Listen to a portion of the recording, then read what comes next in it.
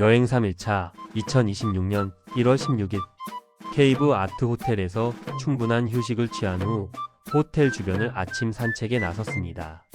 아침의 공기는 상쾌하고 기분이 좋았습니다.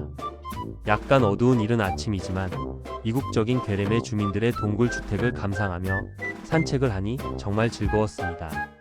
이곳의 고유한 건축 양식이 인상적이었습니다. 돌담길을 따라 걸으면서 다양한 조명 아래에서 더욱 아름답게 보이는 이 동굴 주택들의 모습은 정말 매력적이었습니다. 이른 아침 햇살이 비치기 시작하자 분위기가 한층 더 밝아졌습니다. 동굴 주택들 사이로 나 있는 좁은 골목길을 따라 걸으며 현지 주민들이 아침 준비를 하는 모습에서 따뜻한 인간미를 느낄 수 있었습니다. 아침 산책을 마치고 간단히 세면을 한 후 아침은 우리가 가져간 컵라면과 햇반 그리고 호텔에서 준 빵과 각종 야채로 맛있게 먹었습니다. 이곳의 빵은 특히나 맛있었으며 특히 따뜻한 차와 함께하니 더욱 맛있게 느껴졌습니다. 식사 후에는 호텔의 아늑한 분위기를 만끽하며 주위의 경치를 감상했습니다. 전통적인 카파도키아의 건축 양식은 물론 현대적인 감각이 잘 어우러져 있는 모습이 인상적이었습니다. 숙소에서 출발하여 9시 40분경에 모녀바위에 도착했습니다. 이곳은 카파도키아의 독특한 바위 지형과 함께 깊은 골짜기의 풍경을 만끽할 수 있는 장소입니다. 모녀바위에 도착하자마자 그 웅장한 모습에 압도되었습니다. 이곳은 고대부터 자연과 인간의 삶이 어우러진 역사적 장소로 다양한 바위들이 자연 풍화와 침식 작용에 의해 기묘한 형태로 변형되어 독특한 경관을 이루고 있습니다. 모녀바위는 3개의 바위가 모여있는 모습으로 그중 2개는 큰 바위이고 하나는 작은 바위입니다. 이 바위들은 마치 3명의 여성이 나란히 서 있는 듯한 모습으로 그래서 모녀바위라는 이름이 붙여졌습니다. 이곳에서 바라보는 풍경은 정말 환상적이었습니다.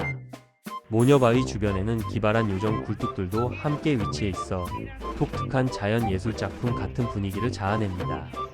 요정 굴뚝은 카파도키아의 상징적인 지형으로 이곳에서만 느낄 수 있는 특별한 매력이 있습니다. 10시경 괴렘의 야외 박물관에 도착하니 그 규모와 아름다움에 압도당했습니다. 입장료는 20유로로 관광객들이 이곳의 경이로운 풍경을 즐기기 위해 지불하는 비용이라고 생각하니 합리적인 것 같았습니다. 박물관에 들어서면 다양한 바위 형성과 역사적인 유물들이 반겨줍니다. 박물관에 들어가니 안내판과 설명서가 잘 구비되어 있어 이해하기 쉬웠습니다.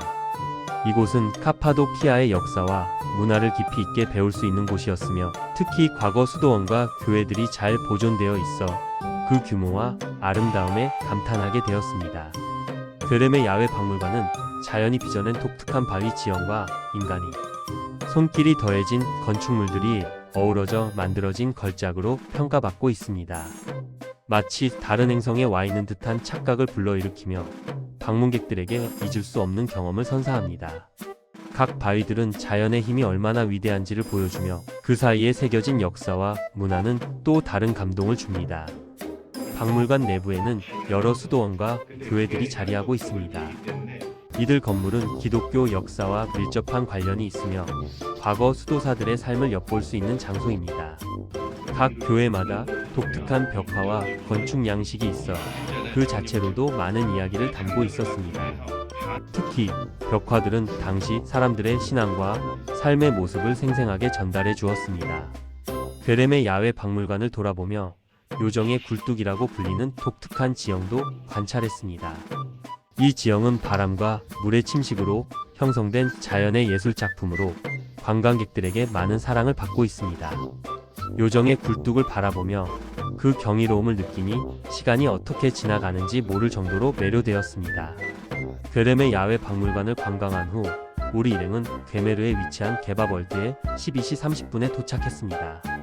이곳은 작지만 아담한 외부 모습과 깔끔한 실내로 정이 가는 곳이었습니다. 개밥월드는 괴렘의 지역에서 유명한 터키 음식점 중 하나로 다양한 터키 요리를 맛볼 수 있는 곳입니다. 이곳은 현지인들뿐만 아니라 관광객들에게도 인기가 많아 항상 붐비는 편입니다. 내부는 아늑하고 편안한 분위기로 식사하기에 좋은 환경을 제공합니다.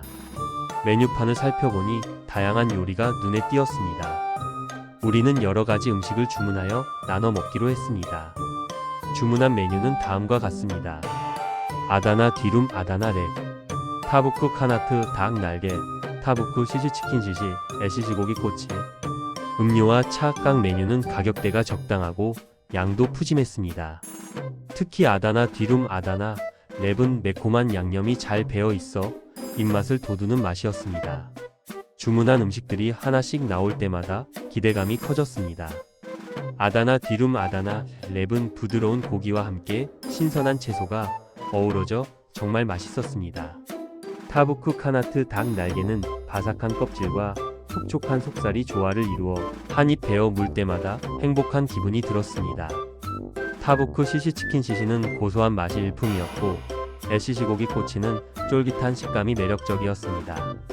음료와 차는 음식과 잘 어울려 식사를 더욱 풍성하게 만들어 주었습니다.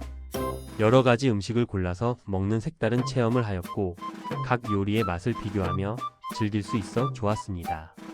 오후 1시 경에 우치아시르성 주차장에 도착해서 5분 정도 거리인 성압구에 도착했습니다. 우치이사르 마을은 괴레메와 네부셰이르를 잇는 길을 따라 약 4.9km 떨어진 곳에 위치해 있습니다. 아름다운 카파도키아 지역의 중심부에 자리하고 있어 괴레메에서 남서쪽으로 차로 약 10분 정도 걸린답니다. 주차장을 지나 성으로 올라가는 길은 약간 가파르지만 그 길을 오르는 동안 주변의 경치가 정말 아름다웠습니다. 우치아시르성은 오르타이사르와 함께 카파도키아 지역의 천연 요새로 알려져 있습니다. 이곳은 히타이트 시대부터 이어져 온 역사적인 장소로 특히 15세기경에는 오스만 제국의 공격을 피하기 위한 동로마인들의 피난처로 사용되었던 곳입니다. 성의 정상에는 당시 사람들이 만든 계단과 구조물이 잘 보존되어 있어 역사의 흔적을 느낄 수 있었습니다. 성의 외부는 독특한 형태를 가지고 있으며 검은색 구멍들이 뚫려 있는 구조물들이 인상적입니다. 이 구멍들은 가옥, 불, 비둘기집으로 이어지는 통로 역할을 했다고 합니다. 이러한 점에서 우치아시르성은 단순한 관광지가 아니라 과거의 삶을 엿볼 수 있는 역사적인 장소라는 점이 매력적입니다. 우치아시르성 내부에 들어가면 다양한 구조물과 터널을 탐험할 수 있습니다. 성의 정점에 오르면 카파도키아의 경치를 한눈에 바라볼 수 있는 멋진 전망이 펼쳐집니다. 특히 해가 지는 시간에 맞춰 방문하면 더욱 아름다운 노을을 감상할 수 있습니다. 성의 내부는 여러 층으로 나뉘어져 있으며 각 층마다 독특한 분위기를 느낄 수 있었습니다. 좁은 통로와 미로 같은 구조는 마치 과거로 돌아간 듯한 기분을 들게 했습니다. 또한 성의 곳곳에서는 과거 사람들의 삶의 흔적을 느낄 수 있는 다양한 유물들과 벽화들이 전시되어 있습니다. 우치아시르성을 관광한 후 다음 코스로 게레메 지하도시에 도착했습니다. 이곳은 로마시대 기독교인들의 박해와 깊은 연관이 있는 장소로 그 역사와 문화적 의미가 깊습니다. 오늘은 괴레메 지하도시에 대한 자세한 이야기를 해보겠습니다. 괴레메 지하도시는 초기 기독교인들이 로마 제국의 박해를 피하기 위해 건설한 곳입니다. 이곳에서는 수천 년 전 사람들이 외부의 공격으로부터 자신들의 신앙을 지키기 위해 깊은 땅 속에 숨겨진 공간을 만들어냈습니다. 이러한 지하도시는 단순한 피난처가 아닌 사람들의 생활과 신앙이 얽혀있는 복잡한 구조를 이루고 있었습니다. 초기 기독교인들은 이곳에서 안전하게 생활할 수 있도록 여러 방과 통로를 설계했습니다. 특히 데린쿠유 지하도시는 가장 유명한 지하도시 중 하나로 깊이는 약 85m에 달하며 최소 2만 명이 거주할 수 있는 규모를 자랑합니다. 이곳은 약 244개의 방으로 구성되어 있으며 부엌, 식료품 보관소, 가축을 기르는 공간 등 다양한 시설이 마련되어 있습니다. 이곳을 방문하면 당시 사람들의 생활상을 엿볼 수 있으며 그들의 간절한 신앙과 지혜를 느낄 수 있는 기회가 됩니다. 지하 도시를 탐험한 후 젤베 야외 박물관으로 향하는 길은 정말 기대가 되었습니다. 이곳은 카파도키아의 독특한 지형과 역사적인 배경이 어우러져 있어 여행자들에게 잊지 못할 경험을 선사합니다. 젤베 야외 박물관은 아바노스와 게레메와도 가까워 함께 방문하기에 매우 편리합니다. 젤베 야외 박물관은 8세기경 이슬람교의 박해를 피해 기독교인들이 숨어 지내던 동굴들이 남아있는 곳입니다. 이곳은 과거의 역사적 사건들이 고스란히 남아있어 당시 사람들의 삶의 흔적을 엿볼 수 있는 특별한 장소입니다. 동굴 안에는 기독교인들이 사용하던 예배당과 주거지가 남아있어 그들의 삶을 더욱 생생하게 느낄 수 있었습니다. 젤베 야외 박물관은 데브렌트 계곡과 인접해 있어 주변의 독특한 지형과 어우러진 아름다운 자연 경관을 감상할 수 있습니다. 이곳에서 바라보는 풍경은 정말 환상적이며 자연의 아름다움에 감동받지 않을 수 없었습니다. 특히 해가 지는 시간에 방문하면 더욱 황홀한 경치를 만날 수 있습니다. 카파도키아 지역 특유의 부드러운 응애함이 오랜 시간 동안 바람과 물에 의해 침식되고 깎이면서 현재의 기암 개석과 요정 굴뚝 그리고 동굴들이 형성되었습니다. 젤베 야외 박물관은 이러한 자연의 경이로움을 직접 체험할 수 있는 장소로 자연의 힘을 느끼기에 최적의 장소입니다. 오늘 일정을 마무리하고 6경의 호텔에 도착하자마자 따뜻한 환영을 받았습니다. 방에 들어서자마자 동굴의 독특한 구조와 아늑한 인테리어에 감탄했습니다. 벽은 자연석으로 되어 있어 마치 자연 속에 있는 듯한 기분이 들었습니다. 저녁 시간이 다가오자 우리 일행은 호텔 주인에게 양고기 안주를 주문했습니다.